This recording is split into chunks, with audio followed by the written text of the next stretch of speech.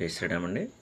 7వ తారీఖు వచ్చే గ్రహణం గురించి తెలుసుకుందాం. ఇది సంపూర్ణ చంద్రగ్రహణం. పూర్వభాద్ర నక్షత్రయుక్త రాహుగ్రస్తమైన చంద్రగ్రహణం.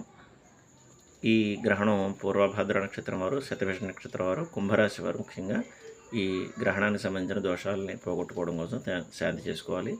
ముఖ్యంగా ఈ రాశి వారు గ్రహణాన్ని చూడకూడదు. అదేవిధంగా ఈ గ్రహణం దోషం పోగొట్టుకోవడం కోసం రాహువుకు సంబంధించి నీలిరంగు వస్త్రము, మినువులు, అదేవిధంగా వెండి సర్పము, చంద్రుడికి సంబంధించి తెల్ల బియ్యము, అదేవిధంగా తెల్లటి వస్త్రము, వెండి చంద్రబింబం ఇవి బ్రాహ్మణుడికి దానం ఇవ్వాలి. అది తర్వాత రోజు విడుపు స్నానం అయిపోయిన తర్వాత, అంటే 1:30 దాటిన తర్వాత ఇవ్వచ్చు. కానీ అలా దొరకని పక్షంలో తర్వాత రోజు ఉదయం స్నానాధికారులు చేసి ఆ దోషాన్ని పోగొట్టుకోవడం కోసం సంకల్పం చెప్పుకొని ఈ వస్తువులను బ్రాహ్మణుడికి ఇవ్వడం వల్ల మీకు ఈ రాశి వారికి ఆ దోషాలు పోతాయి. ఇక ఇది రాత్రి, అంటే 7వ తారీఖు రాత్రి 9:57 ప్రారంభమయ్యి దాదాపుగా 3:30 గంటలు కొనసాగి రాత్రి 1:27 వరకు కూడా ఈ గ్రహణం ఉంటుంది.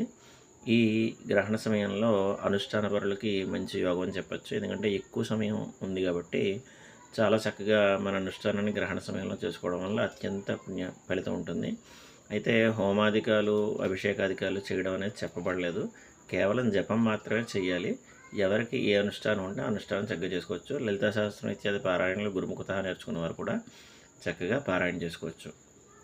ఇక గ్రహణానికి సంబంధించిన మిగిలిన రాశి వారు చక్కగా గ్రహణాన్ని చూడవచ్చు.